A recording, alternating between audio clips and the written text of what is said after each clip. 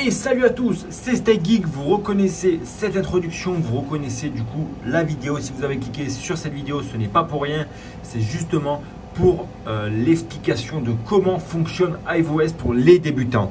Donc ce qu'on va faire dans cette vidéo, c'est que du coup je vais vous expliquer en tant que débutant comment va fonctionner iVOS.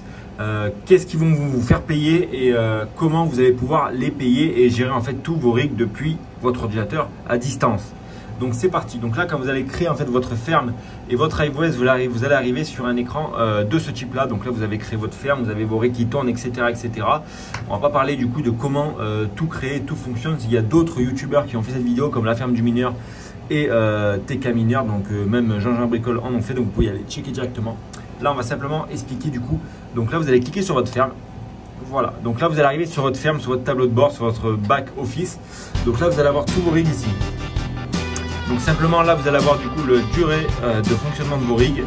Là, vous allez avoir A et N. Du coup, ça veut dire AMD, Nvidia. Ça veut dire les types de cartes en fait que vous avez sur chaque rig.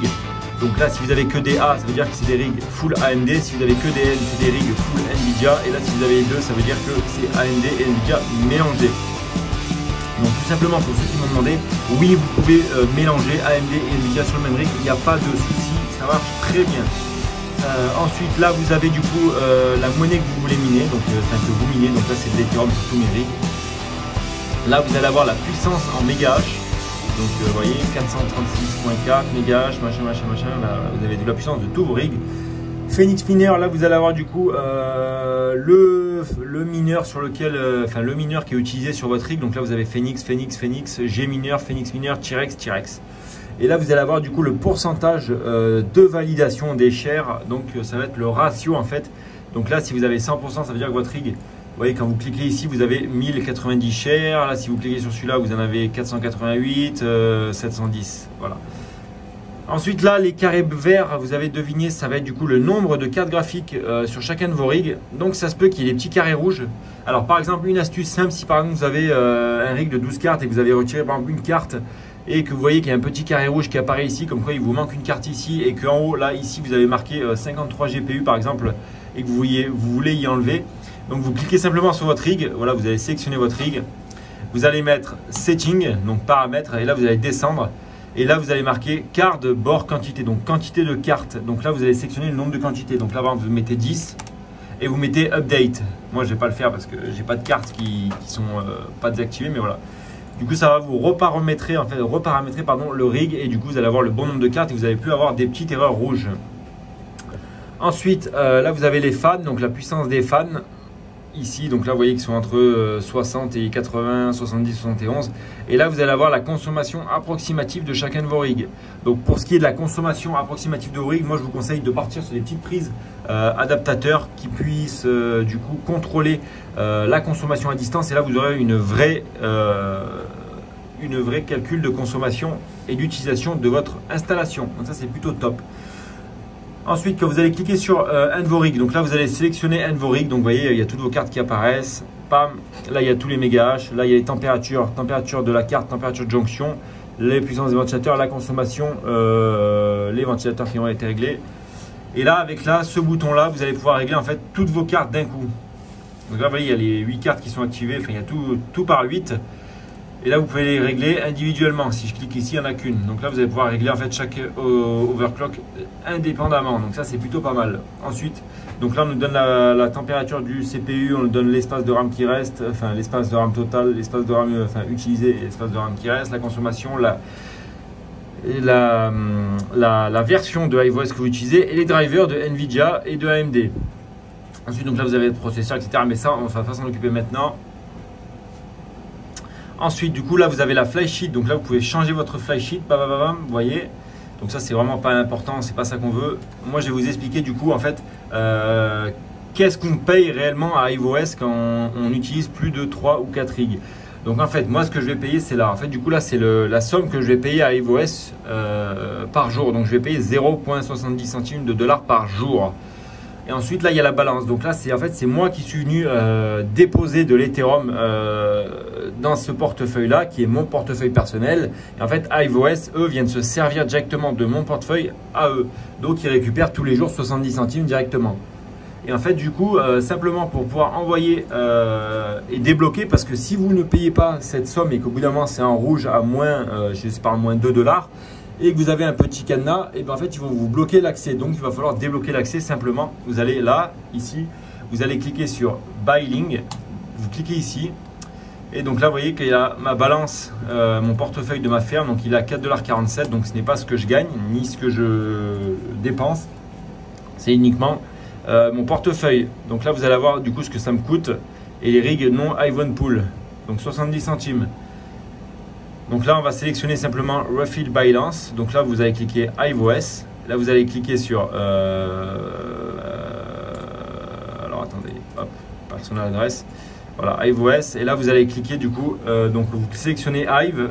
Et normalement, ça vous sort, du coup, ben, voilà, là, quand je clique là, ça vous sort directement l'adresse. Moi, comme j'ai déjà fait ça, ça a déjà apparu.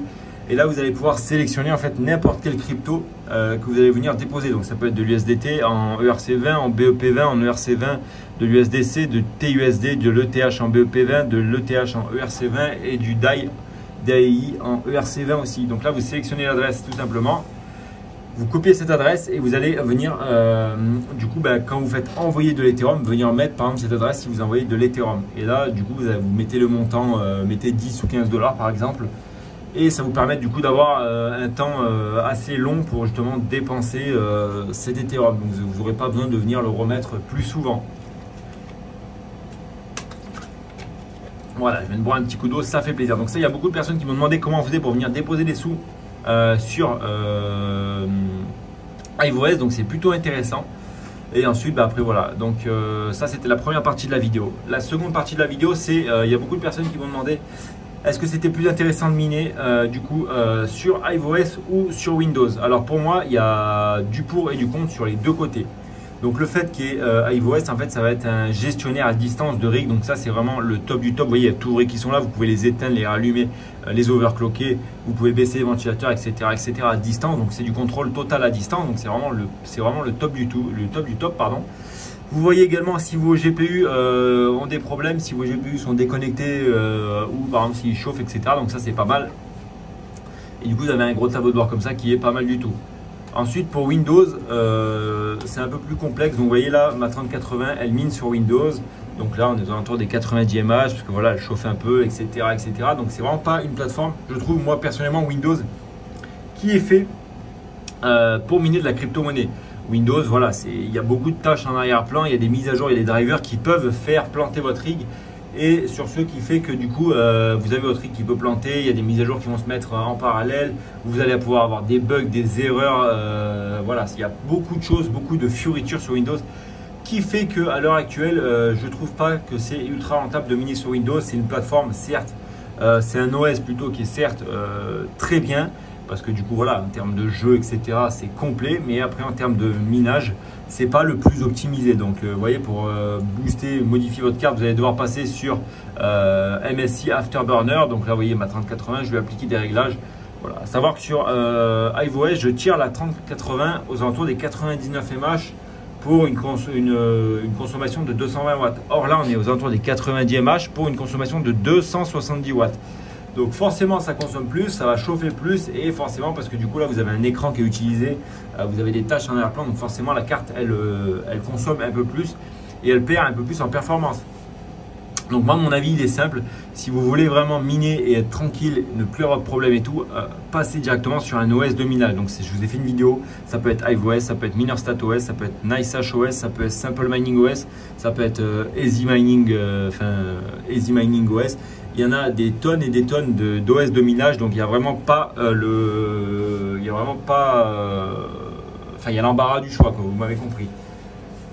Donc je vais vous faire comme d'habitude le petit point sur les petits rigs. Donc ça, c'était vraiment la première partie de la vidéo. Là, je vous fais le petit point sur la vidéo. Vous voyez que ça tourne toujours autant bien, donc ça, c'est vraiment pas mal du tout. Donc là, vous avez le petit rig que j'ai fait la dernière fois, vraiment magnifique ce rig. 12 GPU, 470, 8 Go. On a une H110 Pro BTC sur SSD. Voilà, il y en a beaucoup qui m'ont dit que d'alimenter deux cartes graphiques avec un port seulement 8 pins, c'était assez risqué. Mais or là, en fait, ces câbles-là, ils sont censés tirer jusqu'à 280 watts au bas mot. Donc on est vraiment large sur les cartes. Donc voilà, là ça sort comme ça, toutes les cartes bien branchées, c'est magnifique. Donc le rig là il va bientôt partir dans l'autre entrepôt, donc ça va être pas mal du tout, ça va être aux oignons. Donc là ensuite on continue, voilà, vous l'avez reconnu, le rig avec les 3070 à 3080, donc on a deux 3070, deux 3060, 3080. J'ai mon autre 3080 qui est dans le bureau là-bas qui va venir rejoindre ce rig là. Et là on a toujours le petit rig ici qui marche très bien, celui aussi très stable. Et là on a encore un autre petit rig ici qui marche très bien. Donc là on a deux 5700, deux 3060, une 3070. Pour ceux qui me demandent à chaque fois si ça mine bien ou pas, effectivement ça mine aux oignons. Comme vous pouvez voir, ça va être la fin de la vidéo les amis. Je vous invite à justement partager, liker, mettre un max de commentaires, un max de pouces bleus. Je vous montre mon futur PC de jeu. Donc là on va partir bientôt avec une 3080 Ti, du water cooling custom, etc. Je vous montrerai tout. Ça sera le projet d'une petite vidéo de test. Mais voilà, sur ce, n'hésitez pas, comme je vous disais, à vous abonner, mettre le pouce bleu, mettre le commentaire. Ça fait toujours plaisir, on est de plus en plus nombreux. Venez sur Discord et n'oubliez pas, c'était Stay Geek.